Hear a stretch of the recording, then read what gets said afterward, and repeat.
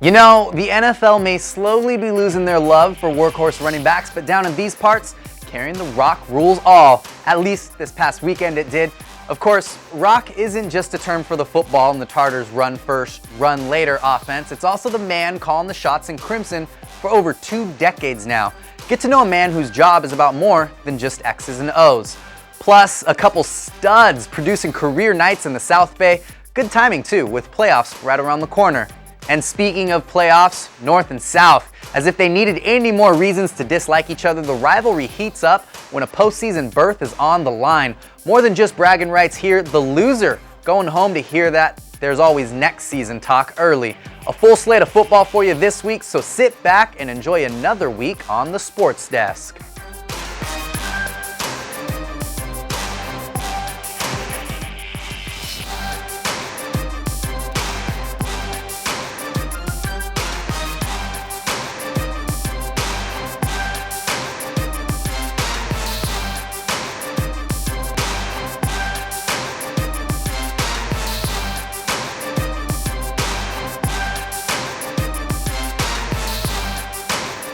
What's up, Torrance? Great to see you as always for another week with us right here on the Sports Desk. I'm your host, Wan Hernandez. Regardless of the standings or the sport, when North and South face off, you know things are serious. Just 2 weeks ago, the girls volleyball teams battled to their second consecutive shared Pioneer League titles. Last spring, one head-to-head matchup meant the difference between South sharing a 3-way tie of the Pioneer League's baseball championship and North sitting on the outside looking in of the biggest pile-up for a league crown all year.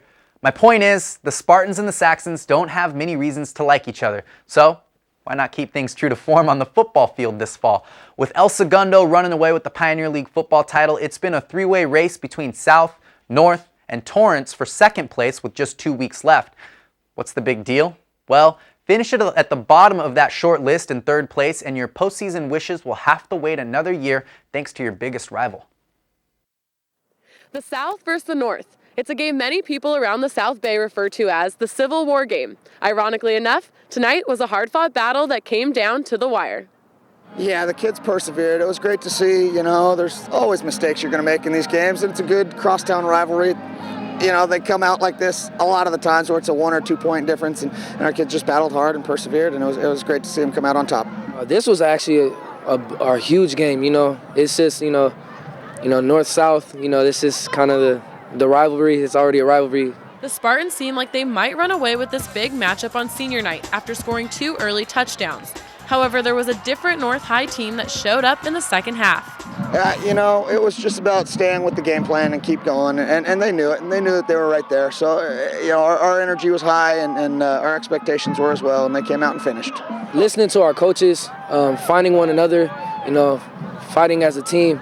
You know, our motto this week was unity, family, and being brothers. And, you know, we've been, unbalanced this week. I mean, actually this season. But I think this is, to show everybody that we can actually come out and fight hard with anybody else. After a slow start and an injury to the starting Saxon quarterback, the team knew that unity and family were about to be more important than ever. Backup quarterback Christopher Kawhi stepped up and was able to lead his team to a tough victory on the road. I just tried to do my best to help my team come out hard because I didn't come out in the beginning like how I should be, but just try to come out, try to get a win for my team. We started really slow. We started poorly. Our snaps were all over the place. Our quarterback went down, and Chris Kawhi came in and stepped up as our backup and was almost flawless. Did a really nice job throwing the football early, and Corey Cox ran the ball very nicely, as a senior should, at the end of the game. Prior to this game, South and North were tied at second in the Pioneer League standings, and were both chasing an undefeated El Segundo squad with the hopes of sharing a portion of the league title. Needless to say, this was a big-time league win for the Saxons, and also a win that will affect their postseason journey. We went to CIF championship last year and ended up losing to Nordhoff. You know, that's my goal. You know, and I told the team, for us losing that game, we were that close, and that's what I want to do. That's just my goal for this year, is to just at least get back there and come out with a W instead of a loss. Yeah, for making the playoffs and securing a position in there, it was vital. It was win or go home, so we knew we had to come out with the victory. Thanks, Allie. I mentioned the Torrance Tartars as part of that mix, sitting in second place. All the anticipation coming because the Tartars slated to close their season against North. So, their mission, it's simple. Top Lawndale, and they'd lock up a matchup for second place in the final week of the season, lose, and their fate would be up in the air. Happy Tartar fans at Zamperini Stadium all over the place. Torrance takes care of business on senior night. They leave no room for a Lawndale comeback, winning a 2-possession game to keep things nice and comfy down the stretch. 27-13 is going to set up that second place game at North High now. So, as if that North-South rivalry wasn't big enough, the Tartars and the Saxons duking it out for a sure playoff spot behind the Eagles. Between the two schools, they've combined to win at least a share of 5 of the previous 9 Pioneer League titles. In their head-to-head matchups, the Saxons have won 5 and the Tartars have taken 4 games since 2004. And that brings us to our next story. Of course, he'll be just as happy as the next guy should the Tartars top the Saxons to secure that second place playoff spot. But as much as Rock Hollis enjoys winning football games, just spend one practice with Coach wearing that straw hat and sunglasses and you'll barely hear a peep out of him about what shows up on the scoreboard. A Navy man, a Tartar for life, the brains behind that crazy offense everybody in the South Bay hates preparing for. Nobody takes more pride in helping his team grow into young men than Torrance's very own Rock Hollis. Rock Hollis has been the head football coach for Torrance High 23 years, and his commitment to the program is more than sports. Other coaches need to understand that, that this is a game, and it's meant to be fun, and it's meant to teach kids value. It's to help them with their character. It's to help teach respect and be on time, and sportsmanship plays a part of that. Yeah, it has to be taught, and it has to be taught from your head coach. That's like a father figure to me, because really, that's a great guy to be around. He's really taught us a lot. Like growing up these past 4 years, it's about being a better person, not just a better football player. It's about how you act off the field, not just on. I've seen a lot of immature kids show up to this program, and then they've just changed through him. Because when he asks you to do something, he demands that respect. For the Tartars, victory is not about the scoreboard. I can tell you this, when I played high school football, we won 2 games my senior year. And then I went to the Naval Academy, and I think we won maybe 1 game. So that's not the measure of a man, is winning or losing. You have to teach all the things that you got to teach them, that there's a journey that they're taking, a journey that requires character. What are you doing when nobody's looking?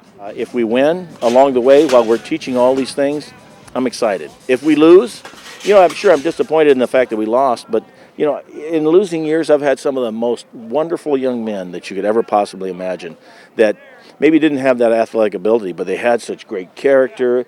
They worked hard. They were courageous. That's one thing about these guys. They're so courageous.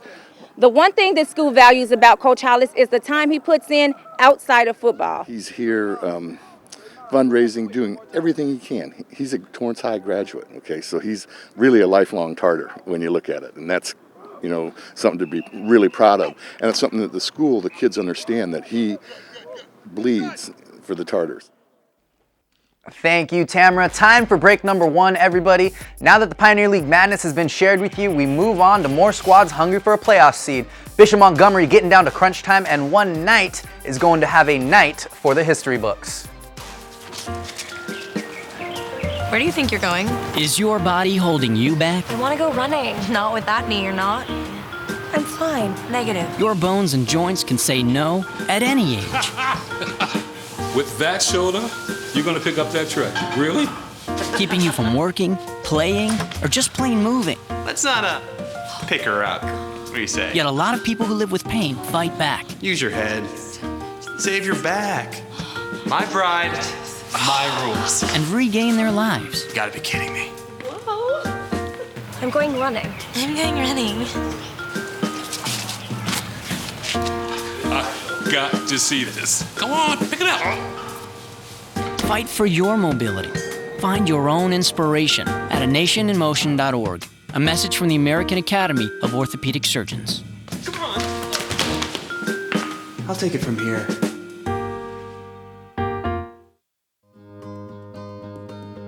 You always made sure I brushed my teeth. You told me that smart was cool. You always told me to dream big.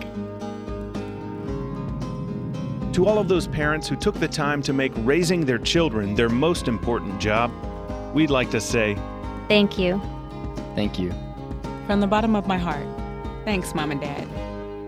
This message is brought to you by the U.S. Air Force. Hey there, welcome back to the Sports Desk. Told you we have more football, so more football you shall have. Over in the Del Rey League, the Bishop Montgomery Knights started off 2013 as strong as anyone with 3 consecutive wins. North High handed them their first loss back in September, and since then, Bishop's traded wins and losses every other week of the season. And not only is it crunch time now for the playoffs, it also marked the potential final game, home game at Bishop Montgomery for Knights seniors. So Reina Ale checks in to see who would step it up in their regular season home finale and earn a spot in the Knights record books. It's senior night here at the Knights Stadium, and Bishop is hosting St. Bernard's for their last home game of the regular season. The Knights are undefeated at home and are looking to keep that streak going. And that's exactly what they did. Bishop beat the Vikings 51-27 to keep their perfect record.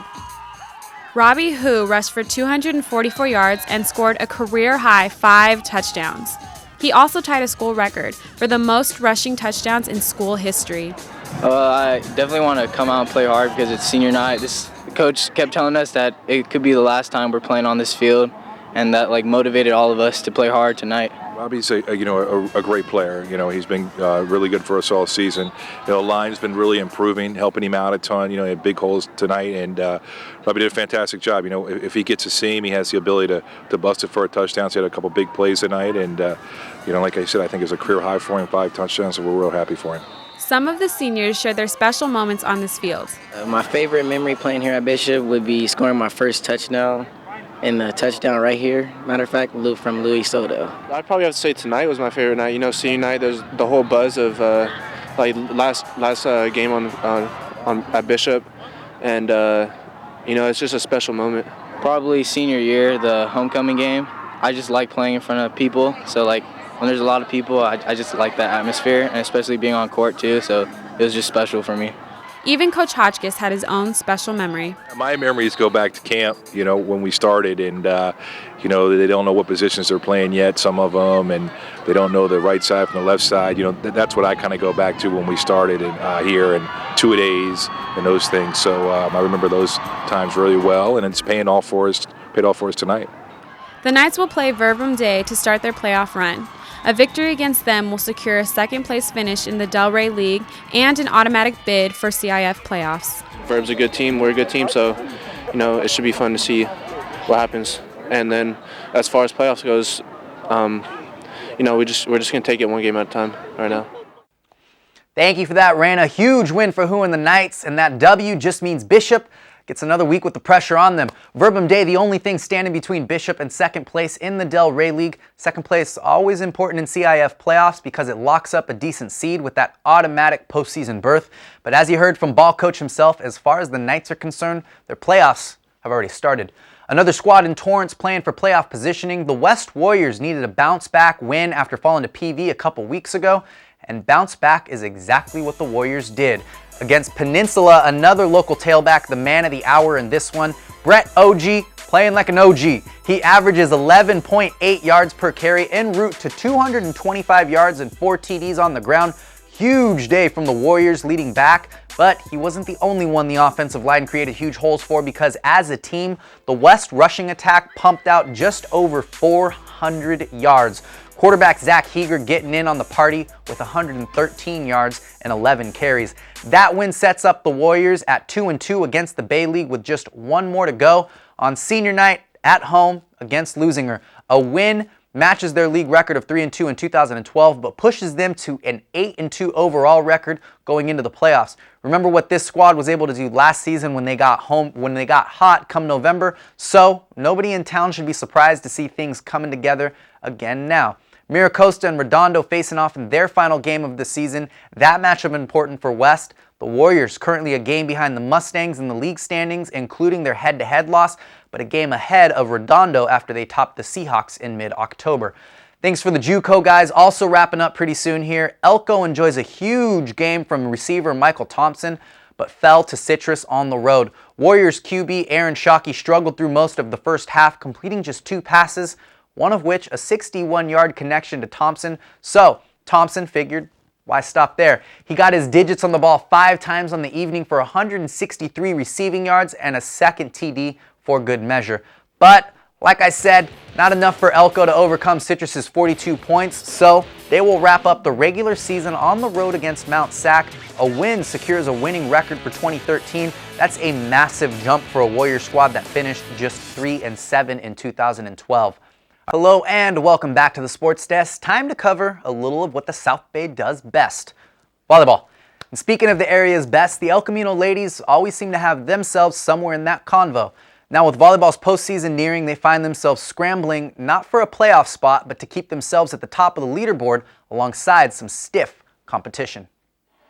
Elko hosting Long Beach tonight for another SCC showdown. A slow start for the Warriors. After a hard-fought battle, they dropped the first set to the Vikings 26-24. We were a little bit nervous at the beginning, and we weren't playing together as we normally do. We just weren't being ourselves. Like, usually we come out talkative and we're loud, and we were kind of quiet. We started out a little nervous, a little tentative for some reason. Then we kind of just studied out, maybe lost some nerves, and then played much better. Another close one in the second set, but Elko comes out on top this time with a 25-21 win. After regaining their confidence a little bit, the Warriors take the last two sets with ease to win the match 3-1. We really just shook off all the nerves that we had from the first game. And we really, picked it up as a team and brought it together and played like we usually do, being really scrappy and just putting the ball away like we need to. We've been playing very well, so the freshmen picked it up and played a little better defense and limited our errors and turned it around a bit. Even though this match got the Warriors back in their groove, they know they have a lot of work left in the season. And in such a competitive conference, any team could be a challenge. They're definitely a competition for us still. We can't put anyone aside and say that's an easy win. So we just have to be ready to play and definitely not get nervous like we did today. We just need to play our own game and stay together as a team. Every opponent is going to be challenging, so we got to take a game at a time. Later in the week, the Warriors finished off with a sweep of Mount Sac to keep their position strong in those SCC standings. They were tied with them and Pasadena in first place, so now the Warriors just that much closer to controlling their own destiny as the regional rounds of playoffs will hit us Thanksgiving week. Wow, Thanksgiving already. In the prep scene, the volleyball season wrapping up this week with North and South sharing that Pioneer League title. The Tartars been getting hot coming down the stretch. You'll remember we talked about them fighting to work their way up the standings and earn a playoff bid of their own. That's all determined this week. So guess what? It just means you have to come back and see us next week to find out what happened. Isn't that convenient? You can always see us online now as well. New Facebook page with some fun updates. You can see all the ways the Sports Desk is getting involved around Torrance. You can shoot us a message there or through email if you want us to feature your team, your event on the show, whatever it is, or maybe you just like us so much that waiting a whole week for a new show just never satisfies. You never know. I run into that problem all the time. All right, everybody, that's going to wrap it up for us this week. It was good hanging out with you for another one. We will see you next time.